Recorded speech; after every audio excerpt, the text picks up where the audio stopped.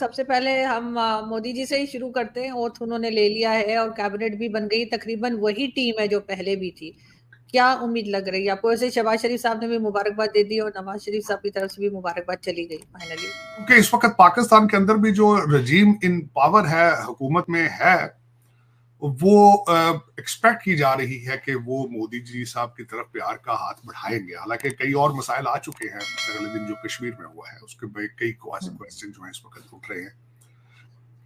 एक दो दफा मुझे मौका मिला भारत के कुछ चैनल्स पे बात करने का। मोदी साहब ना सिर्फ भारत के लिए जरूरी थे, इस रीजन के लिए जरूरी थे। इस रीजन की स्टेबिलिटी और इस रीजन के अंदर जो भारत का मुकाम मोदी साहब के दौर में है, बना है, उसके लिए जरूरी था कि ये एक प्रोसेस है वो जारी रहता।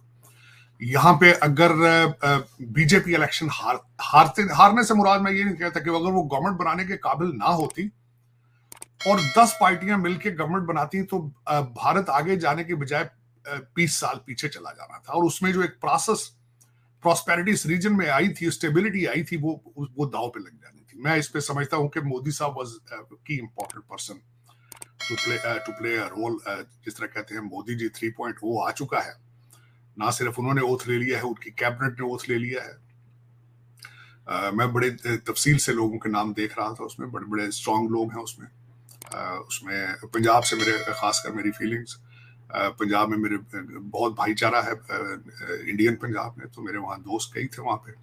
और बीजेपी की तरफ से इलेक्शन भी लड़ रहे थे, उनको भी मैं बड़ा क्लोजली वॉच कर रहा था, मॉनिटर कर रहा था। इंदौर जो मेरा शहर है खासकर, वहां से एक हिस्टोरिकल मोमेंट हुआ है। 2 लाख से लोगों ने, जो कांग्रेस के कहने पे नाडा, जो के कहते हैं किसी का साइन नहीं करते, वो अपने नाम लिख के या पता नहीं किस तरह करके उन्होंने कर दिया। वो बहुत बड़ी खबर थी। और बड़े बड़े नाम चेंज हुए, बड़ा जो कई इंक्लूसिव, जो कई नए आए और जो कई इलेक्शन हार गए। लेकिन एक चीज मैं जरूर मुबारकबाद दूंगा, पूरे भारत को मुबारकबाद देना चाहूंगा कि आज भारत की जमहूरियत जो है वो दुनिया की मजबूत तरीन जमहूरियत है। ये उसकी मिसाल, इसमें कोई शक नहीं। जो अपोजिशन और जो कुछ लिबरल मीडिया की जो आवाजें उड़ाते थे कि मोदी इलेक्ट्रिक वोटिंग मशीन और ये और वो, मैं समझता हूं कि इस वक्त अमेरिका से ज्यादा भारत की जमहूरियत स्ट्रांग नजर आ रही है। इसकी मुझे सबसे ज्यादा खुशी है कि जो एक प्रोसेस है, चाहे हम 76 से हम अलग हुए हैं, लेकिन हमारे पड़ोस में हमारे भाई जो हैं वो एक जमहूरियत को दे आर एंजॉयिंग इट। मैं उनको मुबारकबाद पेश करना चाहूंगा।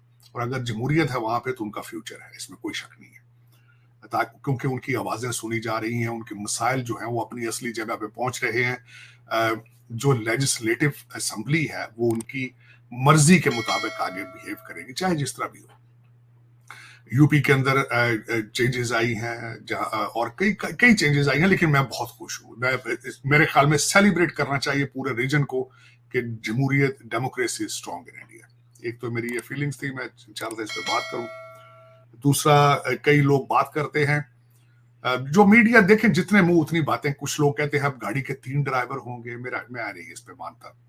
2 उनके पास कैबिनेट की सीटें दी गई हैं, 1 सीट दी गई है। ज्यादातर कैबिनेट मेंबर जो है वो बीजेपी के ही होंगे।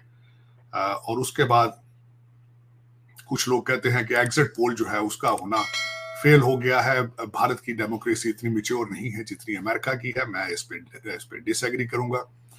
एग्जिट पोल को एक पैमाना नहीं समझना चाहिए जमहूरियत को नापने के लिए। इसमें एक चीज है, India strong, India will rise more stronger. Modi साहब आए हैं, वो इंडिया को नेक्स्ट लेवल पे लेके जाने की तैयारी पहले ही कर रहे थे, बल्कि वो 2027 2047 तक सोच रहे हैं। He is nationalist and I am glad कि he is in power again. मैं उनको भी मुबारकबाद देना चाहूंगा, और हर किसी जो हमारे भारतीय दोस्त ने वोट डाला है, अब मैं उनको मुबारकबाद देना चाहूंगा कि आपकी वजह से जमहूरियत स्ट्रांग है उस रीजन के अंदर। काश मैं जहां आप बैठी हैं, जहां जो मेरा मादरे मुल्क, मेरी मादरे मिल्लत है, वहां पे भी इसी तरह की जमहूरियत हो।